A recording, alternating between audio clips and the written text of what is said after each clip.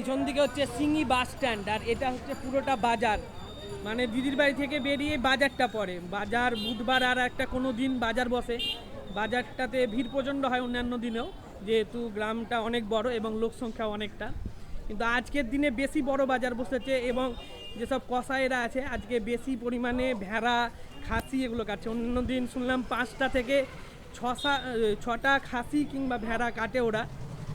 আজকের দিনে 25টা ভেড়া, 25টা খাসি।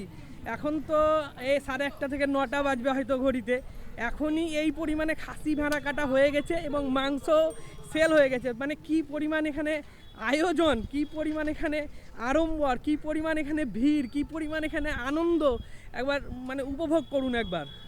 বিশাল ব্যাপার, আমার তো খুব ভালো লাগছে। আর শুনেছি কি এক একটা পরিবারে বা এক একটা বাড়িতে লোকজন বহু আসে, তাদের আত্মীয় স্বজন বহু দূর দূর থেকে আসে। শুধু মাত্র যে পাঁঠার মাংস কিংবা খাসির মাংস কিংবা শুধু মাংস খাবে তাই বলে না, পুরো দিনটাকে এনজয় করে এরা বিভিন্নভাবে, যে যেভাবে পারে সেইভাবে এনজয় করে। এবং এই দিনে এক একটা বাড়িতে তো 40, 50, 60 কেজি পর্যন্ত মাংস রান্না হয়। প্রত্যেক বছর হয় এই জিনিসটা এবং প্রত্যেকটা বাড়িতে হয়।